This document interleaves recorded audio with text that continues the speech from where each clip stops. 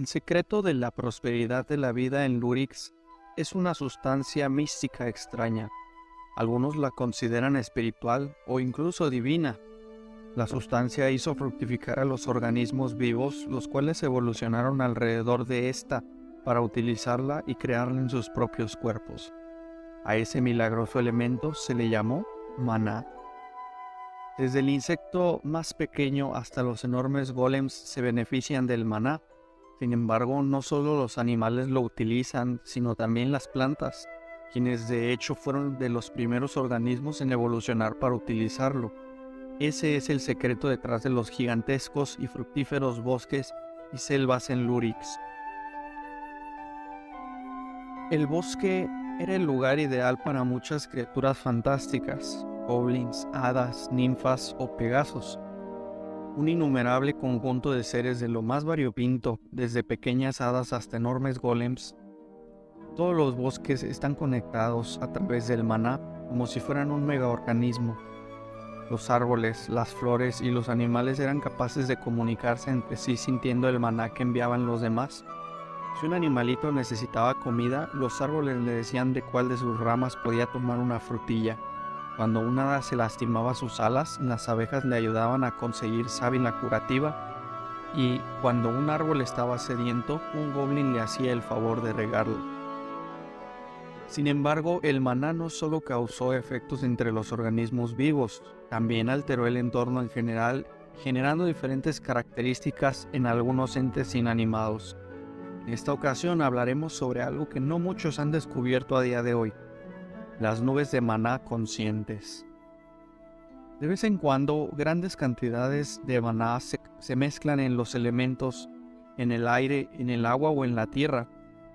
El cielo es donde más maná termina concentrándose, ya que el agua termina evaporándose y combinándose con el aire.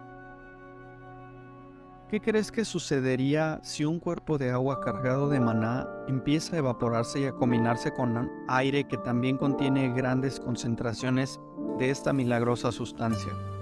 Ya te lo estarás imaginando. El resultado es una nube, pero no una cualquiera, una con concentraciones obscenas de maná. Además de esto se da un fenómeno extraño.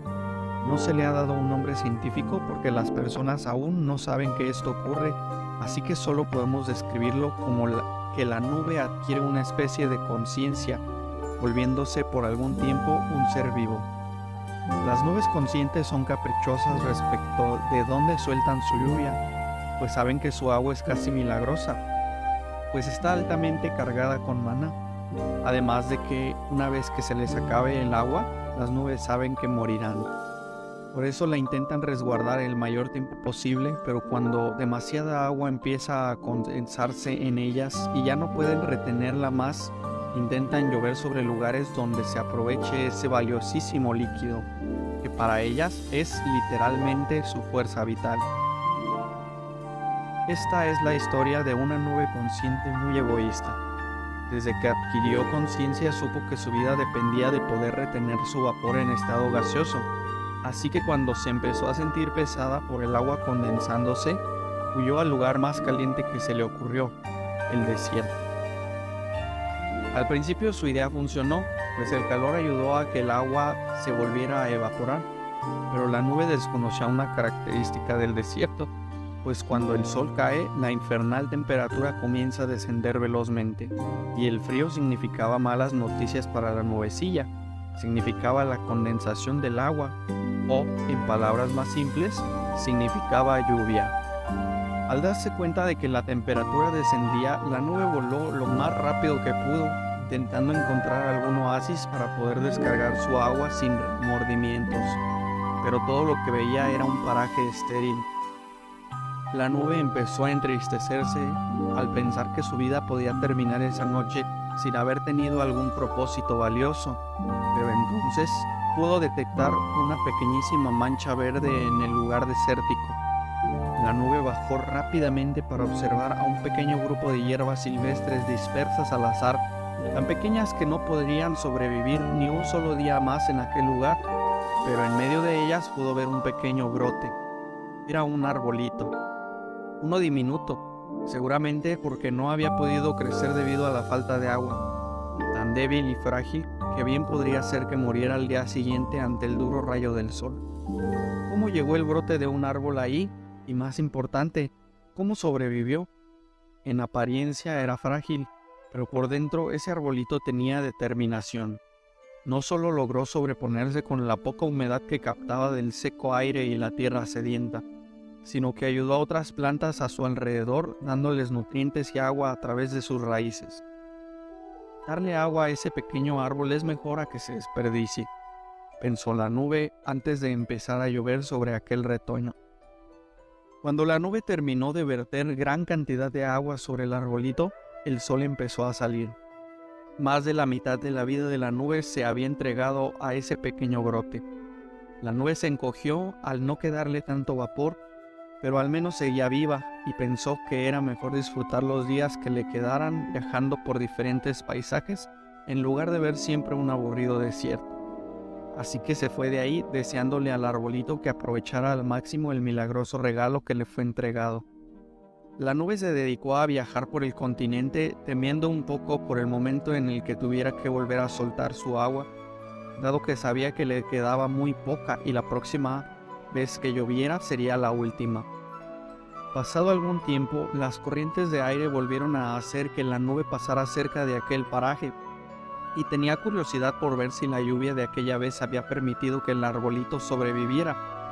Pero para su sorpresa, ya no vio un pequeño brote de árbol a punto de marchitarse, no, sino que vio un gran tronco poblado de follaje donde diversas criaturas se recreaban y muchos otros árboles y vegetación de todo tipo crecía a su alrededor.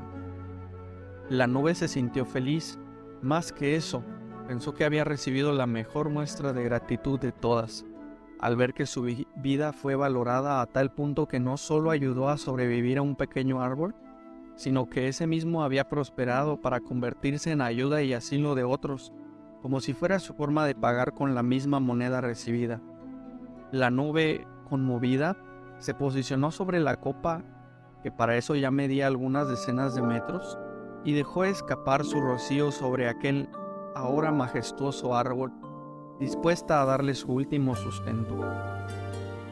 La lluvia milagrosa era absorbida en su totalidad por las hojas, ramas y raíces del árbol, quien sintió a través del maná los sentimientos de la nube y supo que era su último aliento. La nube comenzó a hacerse más pequeña, sabía que era su fin, pero estaba dispuesta a entregarle sus últimas fuerzas a aquel arbolito.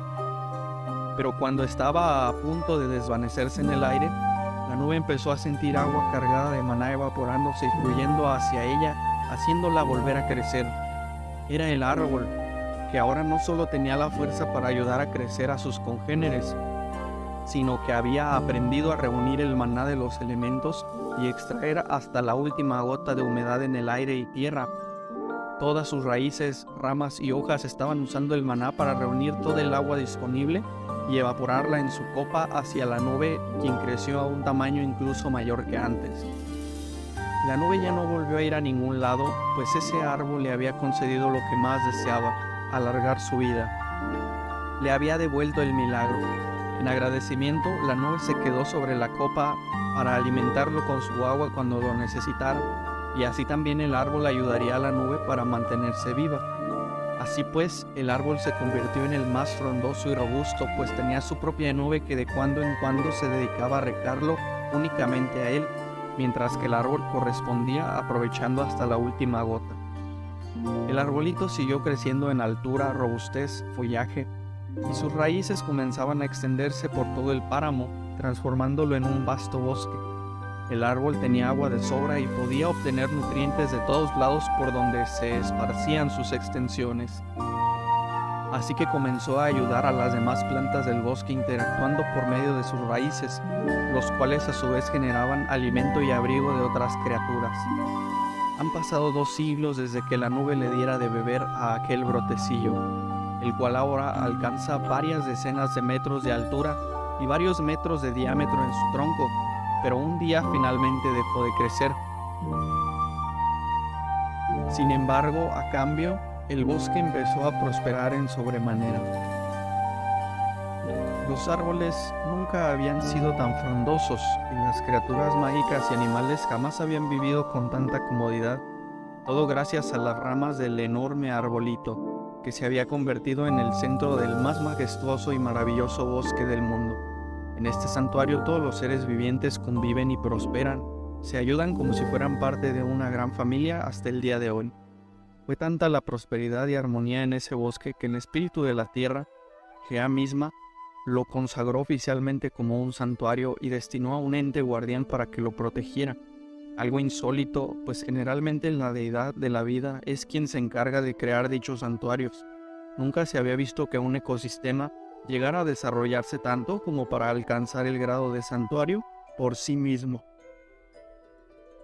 lo cual fue posible por la inexorable concentración de maná que manifestaban todos los individuos de ese lugar, gracias al sólido apoyo que encontraron en las ramas y raíces del majestuoso arbolito. El árbol, que nunca había recibido ayuda de nadie, ahora era el motivo de la grandeza de miles de otros seres, de todo un ecosistema, y su compañera, la nube, siguió a su lado, por encima más bien, hasta el día de hoy.